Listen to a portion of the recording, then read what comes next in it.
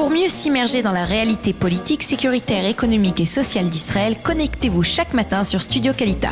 Daniel Haïk vous y attend pour sa revue de la presse. Il est 8h33 sur studiokalita.com. C'est l'heure de la revue de la presse et des médias israéliens. Une revue que nous allons commencer par le titre qui est, vous le comprendrez bien, à la une de tous les quotidiens et qui ouvre la plupart des sites d'information israéliens ce matin. Il s'agit bien entendu de ce massacre qui s'est produit hier dans l'église baptiste de Sutherland Springs au Texas, qui, selon le bilan réactualisé, a coûté la vie à 26 personnes et blessé encore une vingtaine d'autres. Le gouverneur du Texas, Greg Abbott, a déclaré cette nuit qu'il s'agissait là du massacre le plus grave de l'histoire de cet État américain. L'assassin a réussi à quitter vivant l'enceinte de l'église, mais il a apparemment été repéré par un passant armé qui l'a poursuivi alors qu'il prenait son véhicule plusieurs kilomètres plus tard. Dwayne Patrick Kelly, c'est le nom de cet assassin, a été retrouvé mort dans son véhicule. On ne sait pas encore s'il a été tué des balles de ce passant ou bien s'il s'est suicidé. Dwayne Patrick Kelly avait servi dans l'armée américaine avant d'en être exclu il y a 3 ans pour avoir battu son épouse.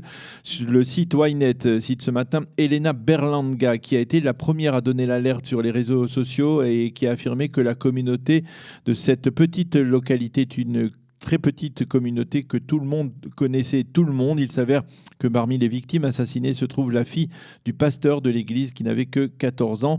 C'est dire l'émotion provoquée par ce massacre au Texas et dans l'ensemble des États-Unis. Comme je vous le disais tout à l'heure, Donald Trump a demandé que les drapeaux américains soient mis en berne dans tout le pays à la mémoire de ces victimes, de ces 26 victimes de ce nouveau massacre. Et les quotidiens israéliens reposent à nouveau, comme il y a un peu plus d'un mois lors du massacre de Las Vegas, l'éternel problème du port d'armes autorisé aux États-Unis, un débat qui n'en finit pas et qui sera certainement, qui est d'ores et déjà relancé aux États-Unis après ce nouveau massacre. Et en marge de ce nouveau drame aux États-Unis, le Yediot Aharonot se fait l'écho d'une initiative du ministre israélien de la Sécurité intérieure, Gilad Ardan, qui devrait permettre aux agents de sécurité israéliens qui sont stationnés un peu partout dans le pays, par exemple à l'entrée des grands magasins ou des supermarchés, de disposer de véritables prérogatives semblables à celles de policiers. Le ministre Gilad Ardan veut pouvoir utiliser ces agents de sécurité, par exemple, pour retenir des suspects, leur demander de s'identifier, ce qu'ils n'ont pas le droit de faire pour l'instant. Le titre le plus important parmi les événements de ces 24 dernières heures, mais cette fois en Israël, eh bien, c'est sans conteste les derniers développements dans l'affaire des sous-marins allemands, l'affaire dite 3000. Les enquêteurs de la police ont en effet interrogé hier matin l'avocat et proche conseiller de Binyamin Netanyahou, David Shimron, pendant toute la journée d'hier, mais ce n'est pas la première fois que cela se produit. Ce qui est tout à fait nouveau, eh bien, c'est l'interrogatoire d'un autre avocat qui est aussi très proche de Binyamin Netanyahou et qui a réalisé pour le Premier ministre des missions diplomatiques top secrètes au cours des dernières années, qui serait donc impliqué dans cette affaire, dans ce dossier 3000. Les plus proches de Binyamin Netanyahou titre ce matin le Yediot Aharonot en manchette en nous montrant la photo de Shimron et celle floutée de l'autre conseiller du Premier ministre, dont on ne peut pas connaître l'identité pour l'instant parce que la justice a imposé une censure sur le nom de ce conseiller. Ce qui est au passage plutôt amusant, si l'on peut dire, c'est que la justice a décidé donc d'interdire la publication du nom de cet avocat, dont nous ne pouvons pas vous dire le nom, mais qu'elle n'a pas interdit de déclarer, de dire ce qu'il faisait dans l'entourage du Premier ministre. Et donc l'immense majorité des Israéliens, ceux qui sont fervents consommateurs d'informations, et ils sont nombreux en Israël, eh bien, savent parfaitement comment s'appelle ce second avocat. La justice, qui est parfois, on peut le dire, quelque peu en décalage par rapport aux technologies modernes, ne permet pas que l'on dise son nom. Et si vous voulez voir à quel point cette situation est absurde, alors sachez que dans la même première page de son édition de ce matin, le Yediot Aharonot annonce, presque comme par hasard, que la Cour suprême va débattre d'un recours contre le statut de l'avocat Yitzhak Molcho en tant qu'avocat et proche du Premier ministre. Voilà. Plus que cela, on ne peut pas dire. Il faut avouer que c'est un peu comique et pour ne pas dire stupide de la part de la justice d'imposer une telle censure sur le nom du second avocat qui a été interrogé hier par la police israélienne dans le cadre de cette affaire 3000. Pourquoi ces deux avocats proches du Premier ministre David Shimron et appelons-le Mr X ont-ils été interrogés hier pendant 15 heures par les enquêteurs de la police? Eh bien apparemment parce que le témoin à charge dans cette affaire, Mickey Ganor, aurait révélé aux enquêteurs que David Shimron lui aurait dit que l'autre avocat avait la capacité d'influer sur le bouclage d'un marché en faveur du consortium allemand ThyssenKrupp dont Ganor était le représentant en Israël. ThyssenKrupp qui a effectivement été par la suite choisi pour fournir des sous-marins allemands à Israël. Le site Ynet publie ce matin les protestations de responsables du Likoud qui se sont insurgés hier contre les tentatives de certains médias d'insérer le Premier ministre Benjamin Netanyahou dans le cercle des suspects dans cette affaire 3000 et ce, donc après que 2 de ses plus proches conseillers y soient incriminés.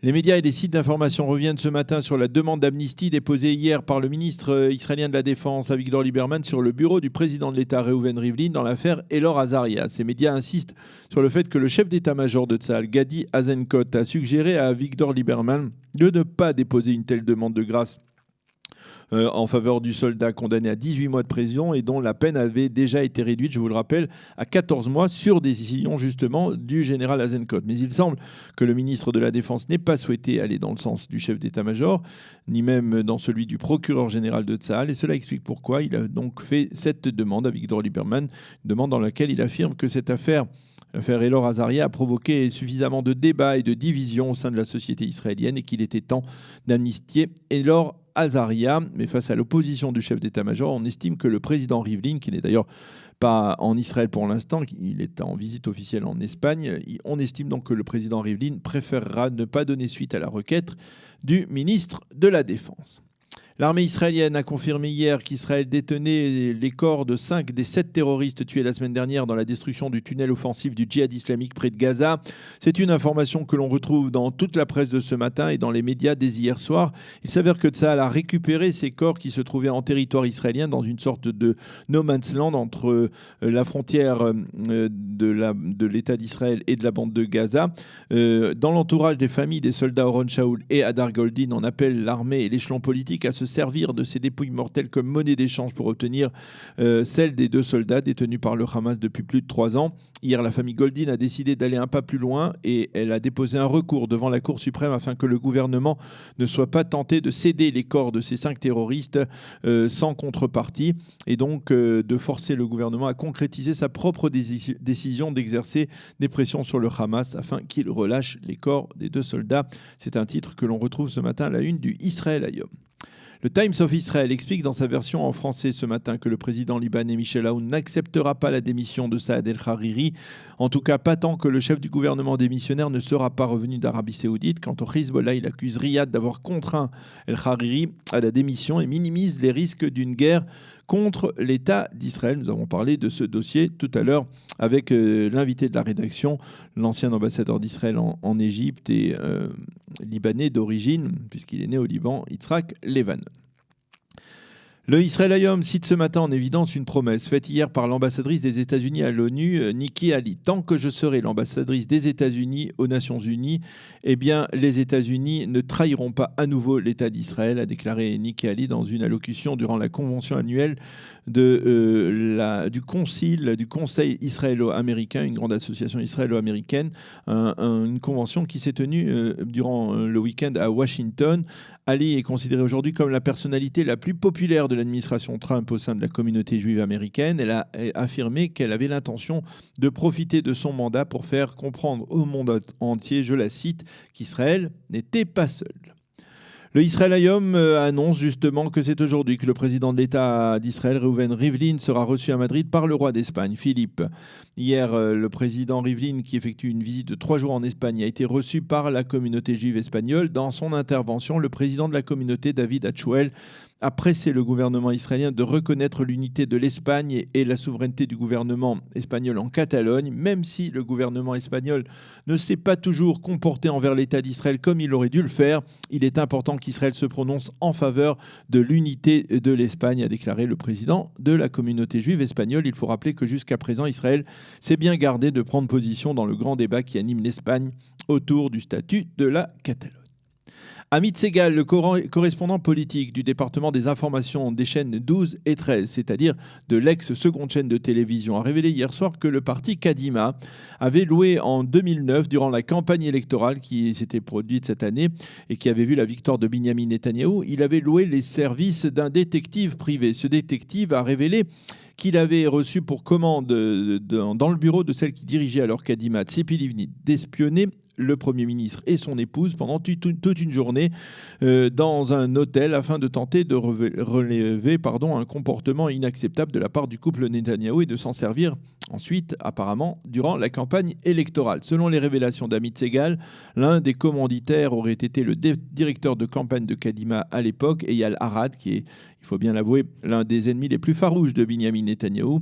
Il avait été l'un des plus proches conseillers d'Ariel Sharon. Et puis revenons sur le site du Times of Israel qui annonce que la ville polonaise de Vitebsk, dont plus de la moitié était juive avant la Shoah, a inauguré il y a quelques jours sa première synagogue depuis la fin de la guerre.